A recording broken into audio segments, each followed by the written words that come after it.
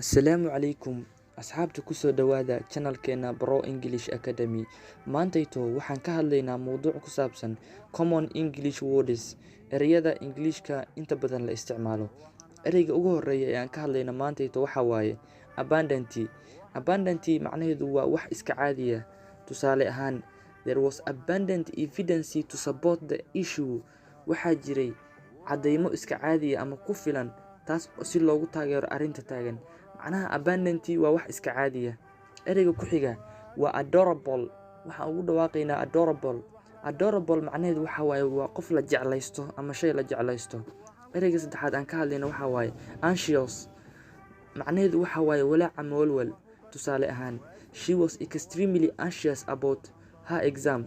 Waxay aad iyo aad uga walaacsanayd imtixaankeeda, ayay ka walaacsanayd ama ka walwalsanayd. Ereyga ku xiga waxa waaye appreciate. Waa mahadcelin, inaad qof u mahadcelisid intuu wax kuu sameeyey. Ereyga ku xiga waxa waaye attractive. Waa soo jiidasho. Tusaale ahaan, she is attractive girl. Waa gabar soo jiidasho leh, waa wax soo jiidasho leh. Ereyga ku xiga waxa waaye awesome. Awesome waa wax lala yaabo ama shay markaas qofka ku cajib geliya.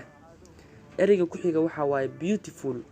Beautiful waa qurxoon. Badanaa beautiful waxaa loo adeegsadaa dumarka. She is beautiful girl. Waa gabar aad u qurux badan. Ereyga ku xiga waxa waaye boring. Waa caajis. Ereyga ku xiga waxa waaye cartoon. Cartoon waxa la sawiraanta sida jinniga oo kale oo maarta u samaysan waxyaalaha noocaas ah la cartoon. Ereyga ku xiga waxa waaye damage. Waa dhaawac. Qof dhaawac soo gaaray, lugta ka soo gaaro ama meel kale ka soo gaaro. Ereyga ku xiga waxa waaye delicate. Ereyga waxaan ku dhawaaqaynaa delicate. Waa shay jilicsan. Tusaale ahaan sida maaragtay caarado kale qolka yarka ay samaysto camal oo kale ayaa la delicate. Waa wax aad u jilicsan. Delicious waa wax aad iyo shay markuu aad u macaan yahay. Sweetka markuu shayga dhaafo waxa la delicious. Aad shay u macaan. Diamond waa luul.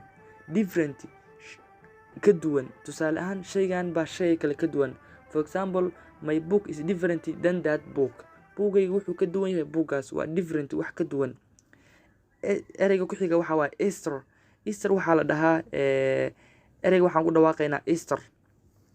Easter marka waxaa la dhahaa ciida masiixiga ayaa la dhahaa. Badanaa dadka saasaa maaragtay la sheegay ciida masiixiga inay tahay. Energy waa energy-ga caadiga aan naqaano. Generously. Tusaale ahaan generous waxaa la qofku markuu deeqsi yahay. Laakiin si erey maadaama hadda adverb ay tahay generously waxa waaye si deeqsinimo leh. Ereyga ku xiga waxa waaye gentle. Gentleman waxaa la iska dhahaa qofka markuu maaragtay iska degan yahay oo kale ama qofka dabciga wanaagsan ayaa la dhahaa badanaa gentle. Harsh. Ereyga saas ugu dhawaaqaysa ku xiga waa adag. Shayga markuu adag yahay waxaa la dhahaa harsh. Humorous. Humorous waxaa la dhahaa qofka markuu kaftan badan yahay. Tusaale ahaan, humorous and entertainment talk. Hadal kaftan badan iyo madadaalo. Qofka markuu maaragtay kaftan badan yahay waxaa la dhahaa he is a humorous man. Waa nin kaftan badan. Hungry. Gaajo. Ereyga ku xiga waxa waaye library. Waa madbacadda caadiga aan naqaano buugaagta lagu daabaco alaabta dhan ama library-ga ama buugaagta lagu akhristo ayaa la library madbacadda. Magazine waxaa la wargeyska. Wargeyska maalinlaha ku soo baxo sida New York Times-ka waxyaalahaas la magazine. Monkey. Monkey waxaa la dhahaa dameer. Dameerka caadiga aan naqaano. Narrow. Shay dhuuban. Shayga markuu dhuuban yahay kale. For example, qofka waxaan dhihi karnaa he is a narrow man. She is a narrow girl. Shayga markuu dhuuban yahay waxaa la narrow. Nasty. Qofka markuu qof xun yahay kale waxaa la nasty. Waxa ka soo horjeeda badanaa ereyga nasty, nice. Obey. Adeecitaan. Ocean. Badweyn.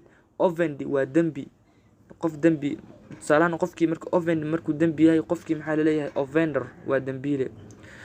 Halkaas ayaan ku joojinaynaa maanta mowduuceeni Common English Words. Fadlan haddii ay tahay markii kugu horeysay aad soo boqoto channelka Bro English Academy waxaan ka codsanaynaa inaad subscribe noo saartid, like na noo